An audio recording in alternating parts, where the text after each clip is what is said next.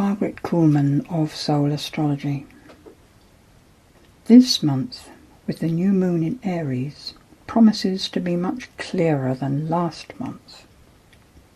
For the last 3 weeks we've had Mercury retrograding through Aries, which tends to make the personal focus of Aries even more intense, so inward that we tend to create a not necessarily accurate impression of what the outside's doing, very full of our own concerns. This new moon is on Uranus, which also promises a freeing up from the past, a letting go of all those aspects of ourselves that we thought were real but actually don't have to be. Our assumed character, our persona. We're likely to find ourselves behaving without it, surprising everyone, including ourselves. It may not always go smoothly. It could be sudden outbursts. So we may find ourselves needing that disarming quality when Aries apologizes for any damage it may have just caused. The important thing, though, this month is to stay on course with what feels right to you. This is about discovering who we really are. Chiron makes his way almost immediately into Aries, bringing healing to that sense of self, even as Uranus is spending his last month in Aries, clearing up any peripheral hanging-on bits that we may not have noticed, preparatory to moving into Taurus at the next new moon. He will be back between November this year and March of 2019. Uranus comes again just to touch into the end of Aries and then pull out, completing its 7 years there. So we do have a bit of another chance to clear out, but this month is our opportunity to get an enormous amount of inner work done and work in the world. With Saturn, Mars and Pluto all in Capricorn, we will be paying attention to how things really are. The practicalities of life make themselves known to us, but in ways that we can handle with that trine to Venus and a sextile to Jupiter.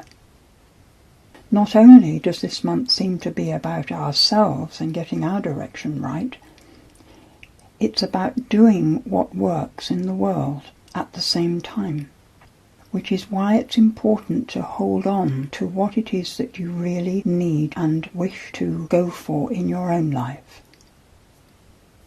The call is to do it carefully, not too suddenly, not to knock people flat in your impatience, nor to be knocked flat by other people's.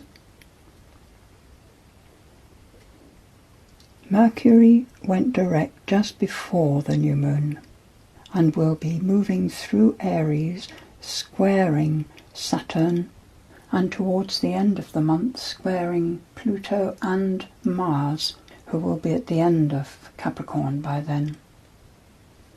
So our communication is liable to be of our frustration at not moving faster. And as always with Aries, the suggestion is to get into the present, to be thoroughly there, aware of what's around you. It's a perfect opportunity for seeing where we make problems for ourselves, for having another look at life in such a way that we can see past our old assumptions. If we have a habit pattern that gets in the way of us expanding, seeing the light, being positive, whatever it may be, that pattern is likely to be in our face.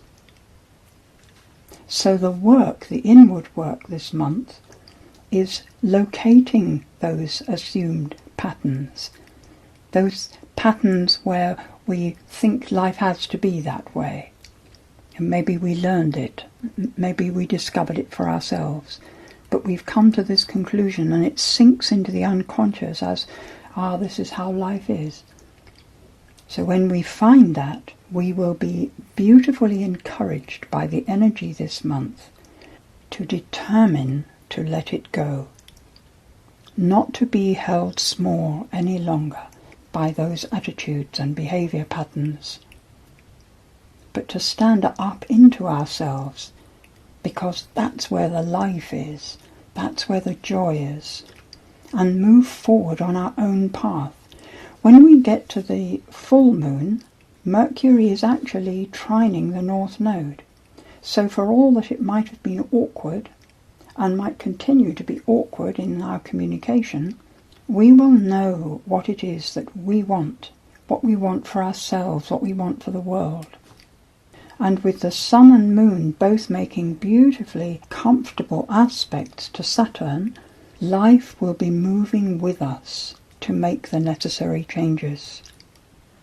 This looks like a month to me where we are supported by the world, as long as our movement is growthful and positive.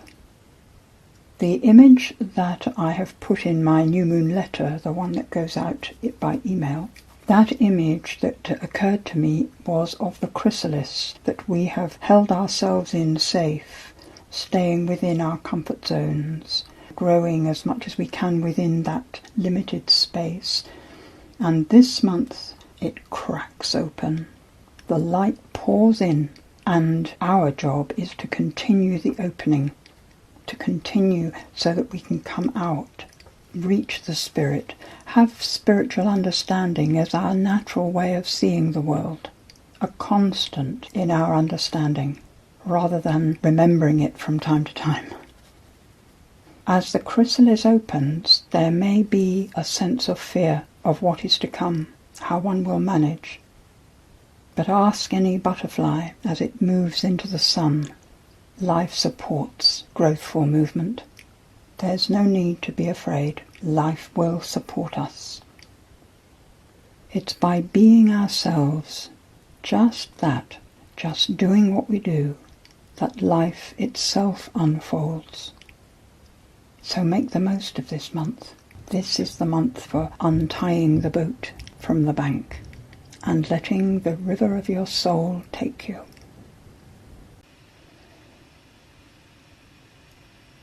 Don't beat yourself up for missing things, nor feel guilty for mistakes. Life unfolds itself through each one of us, being who we are and doing what we do. The results we may never know, or we may be surprisingly thanked far in the future. So be yourself as best you can. Love what you are.